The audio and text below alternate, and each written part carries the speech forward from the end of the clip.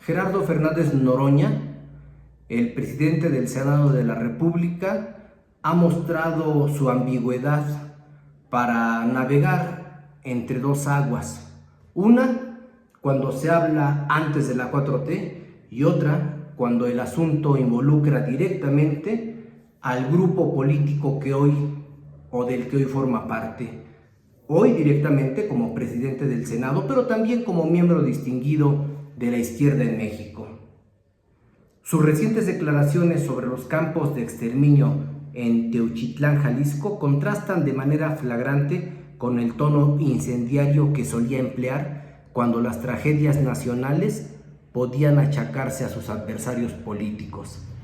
Ayotzinapa y Teuchitlán son dos espejos perfectos de esta hipocresía, de acusar crimen de Estado a refugiarse en persecuciones y culpar a una supuesta campañita de la derecha. Así respondió el antes vocero del PRD. Tras el escándalo sucedido en la tienda gobernada por el Movimiento Ciudadano en la época de Enrique Alfaro, hoy avecindado en España, Fernández Noroña salió a la palestra para minimizar el escándalo de Teuchitlán, donde se hallaron zapatos que podrían pertenecer a personas desaparecidas. Según él, hablar de esto es un golpeteo mediático orquestado por la derecha y los medios de comunicación. Para el senador, la responsabilidad recae en los gobiernos municipales y estatales y no hay que apresurarse a conclusiones, pues se trata de presunciones mientras la investigación sigue abierta, dice Noroña.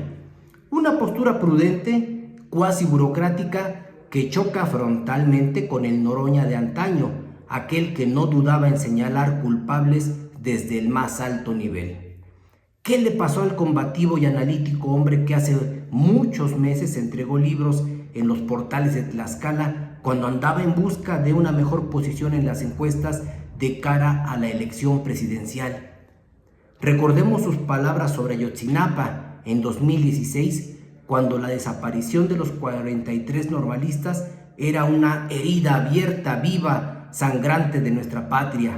Noroña no titubeaba. Es un crimen de Estado indiscutible y documentado, decía.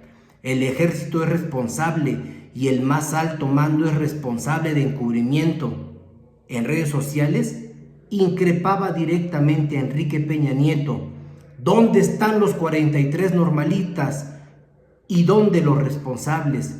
Acusaba a los pasquines y periodicuchos de repetir las versiones oficiales y no tenía reparos en señalar al gobierno federal como el gran culpable.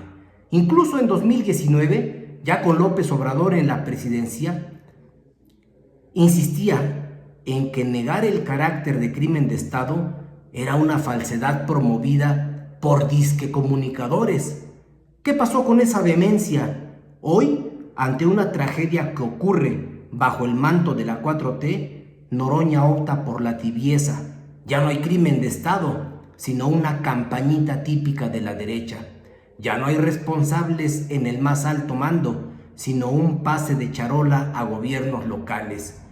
La indignación visceral se diluye en un discurso evasivo que huele a protección política. Algo muy parecido a lo que sucedió con el gobernador de Sinaloa. En el mismo padrón que hemos visto en otros líderes de la 4T, cuando el gobierno es el suyo, las acusaciones se suavizan y las responsabilidades se difuminan. Noroña, que alguna vez se erigió como paladín de la justicia social, hoy parece más interesado en defender la narrativa oficial que en exigir respuestas. Si en Ayotzinapa veía un encubrimiento orquestado desde Los Pinos, ¿por qué en Teuchitlán no aplica el mismo rasero? ¿Por qué? ¿Acaso la gravedad de las desapariciones y los campos de exterminio cambian según el partido en el poder? La incongruencia es tan evidente que insulta la memoria de las víctimas y la inteligencia de quienes aún creen en un supuesto compromiso social. La 4T con Noroña a la cabeza, en este caso, se jacta de ser diferente, de romper con el pasado, pero este giro retórico demuestra que el poder transforma incluso a los más vociferantes críticos en guardianes de la ambigüedad. Ayotzinapa fue un estandarte de lucha, Teochitlán una molestia que hay que minimizar. Así, el senador no solo traiciona su propia historia, sino que pone en evidencia la fragilidad moral de un proyecto que prometió verdad y justicia, pero que al parecer solo la exige cuando le conviene y parece que ninguna se aclarará.